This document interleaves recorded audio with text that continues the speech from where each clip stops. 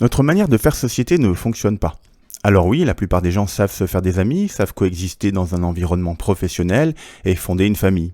Mais il y a des bugs, de nombreux bugs. La société se divise en communautés et sous-communautés qui semblent se tirer dans les pattes. On retrouve encore du harcèlement à tous les étages. Les gens différents sont chroniquement exclus.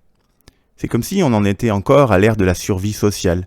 J'aimerais proposer un autre modèle, celui de l'épanouissement social, avec plus d'empathie et plus de capacité à vivre ensemble. Et pour cela, je vais faire un détour dans l'une de mes grandes passions, le théâtre. J'adore le théâtre. Il me permet de comprendre la nature humaine, de comprendre les micro-comportements et les mécaniques sociales. Et comme j'enseigne le théâtre, j'ai pu faire une observation, presque systématique. Quand les gens improvisent, ils ne s'en réfèrent pas à la réalité. Ils s'en réfèrent à un autre monde. C'est tellement frappant que je lui ai donné un nom, le monde de Gérard. On y observe toutes sortes de choses. Les gens utilisent des gros téléphones fixes avec des sonneries qui font ring, alors que même n'en ont pas. Ils utilisent des prénoms comme Marcel, Gérard ou Germaine qui ne sont pas de leur génération. Ils jouent des personnes âgées avec une canne et des tremblements à n'en plus finir. Mais justement, focalisons-nous sur ce dernier exemple. Cette manière de jouer une personne âgée est systématique. Pourtant, elle n'existe presque pas en vrai. Une personne penchée avec une canne, cela signifie une maladie du bassin ou des os. Des tremblements, cela signifie une maladie de Parkinson. Sur 100 personnes âgées de 80 ans, je parie que vous n'en trouverez pas une seule qui cumule ces deux caractéristiques. C'est dans l'imaginaire, mais pas dans la réalité. Mais alors pourquoi s'en référer à une réalité inexistante ? Pour commencer, le grand avantage, c'est que ça permet de communiquer très vite. Admettons que vous vouliez faire un mime pour faire deviner « personnes âgées », alors ce sera très clair. Vous aurez utilisé un stéréotype ultra connu et tout le monde comprendra en un quart de seconde. Le monde de Gérard est souvent très éloigné de la réalité, mais utilise des images fortes, reconnaissables entre mille.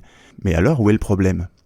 C'est simple, le problème c'est que la distinction entre le monde de Gérard et la réalité n'est pas toujours simple. Les confusions entre les deux mondes sont fréquentes, à tel point qu'il faut parfois que j'argumente pour démontrer que tel comportement n'existe pas dans la vraie vie. Voici la raison.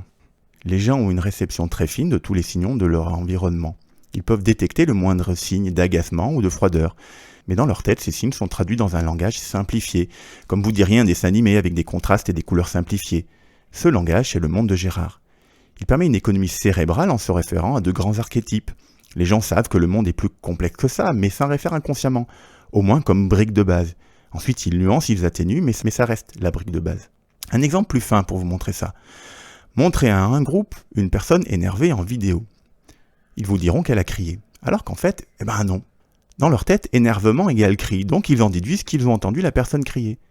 Mais si on observe vraiment, on aura seulement vu les signes de la colère, mais pas les cris. Demandez à des gens de jouer la colère, systématiquement ils vont crier, ils n'envisagent pas facilement d'autres cas. Je fais cette même observation en dessin. Demandez aux gens de dessiner ce qu'ils voient, ils dessinent autre chose.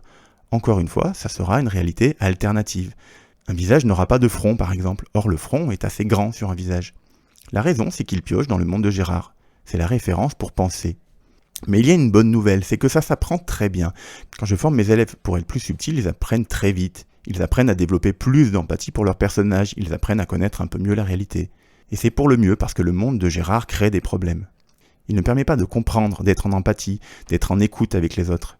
Et à la moindre occasion, on va piocher dans le monde de Gérard.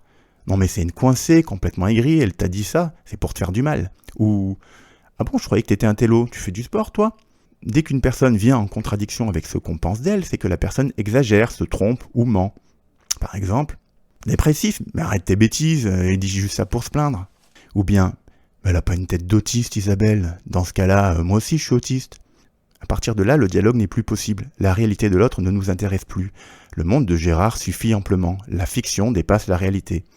C'est donc pour ça qu'il faut changer de mode de fonctionnement, pour comprendre l'autre, le différent, pour aider l'inclusion et la diversité. Pour sortir d'une société de survie relationnelle et entrer dans une société d'épanouissement relationnel. Pour regarder les autres comme tant de personnes uniques, sans les fourrer dans des cases préétablies. Et même pour pouvoir être soi-même, sans se conformer à des archétypes tout construits. Je suis un homme ou une femme, alors je dois être comme ci ou comme ça. Je suis timide, un télo ou manuel, ou ci ou ça, peu importe. On s'enferme soi ou on enferme les autres. On nie les vécus, les ressentis, car le monde de Gérard n'est pas d'accord. Mais le monde de Gérard se trompe, et même très souvent. C'est très bien, vous allez me dire, mais comment faire ? La première étape, c'est de suspendre votre jugement. Au lieu de dire « le placard est mal fermé, ça doit être Sylvie ça, tête en l'air comme elle est ». Dites-vous juste que vous n'êtes sûr de rien. Suspendez votre jugement, rien ne presse. Suspendez votre jugement car on peut vivre sans certitude, on peut vivre sans tout savoir. Un bon enquêteur suspend son jugement. Il ne saute pas sur la première certitude venue. Il envisage de multiples possibilités. Il observe, il apprend. La deuxième étape, c'est de partir du principe que la personne dit vrai. Pourquoi ça ? Parce que si vous partez du principe que la personne dit des bêtises, alors vous n'êtes plus en position d'apprendre. Vous avez déjà bon dans votre tête, plus besoin de vous intéresser à ce qu'elle dit. L'hypothèse la plus porteuse, c'est parier sur la confiance. Si une personne vous dit « je suis trop fatigué pour travailler », partez du principe qu'elle est réellement trop fatiguée pour travailler. Écoutez-la, essayez de comprendre, intéressez-vous à ce qu'elle vous dit. Vous ne prenez aucun risque. Vous ne prêtez pas vos clés d'appartement au premier venu, vous accordez juste une confiance a priori sur ce qu'elle dit. Troisième étape, l'ouverture. Il suffit juste d'écouter vraiment, de s'intéresser à ce que dit l'autre, de laisser une porte ouverte pour que l'autre s'exprime. Vous allez donc accumuler de l'information. Quatrième étape, tirez les enseignements. Remettez en perspective ce que vous connaissez du monde à partir de vos nouvelles informations. Ainsi, vous pouvez remettre en question le monde de Gérard. Ainsi, vous pouvez affiner votre vision du monde. À ce stade, vous pouvez même faire preuve d'esprit critique. L'esprit critique devient un problème quand il est posé dès le départ, coupant ainsi toute écoute et toute curiosité. Donc, d'abord on s'informe, ensuite on intègre et on tire les leçons. Si vous suivez ces étapes, vous n'aurez plus besoin de prendre l'avion pour voyager, parce que le voyage il est partout. Vous pouvez voyager en discutant avec toute personne différente de vous, en écoutant, en vous intéressant, et pas besoin d'aller loin. Vous n'aurez plus besoin d'un monde de Gérard qui ressemble à une mauvaise carte postale. Vous irez directement sur place pour découvrir les habitants et les paysages. Et si vous voyagez ainsi, vous inciterez d'autres à faire de même.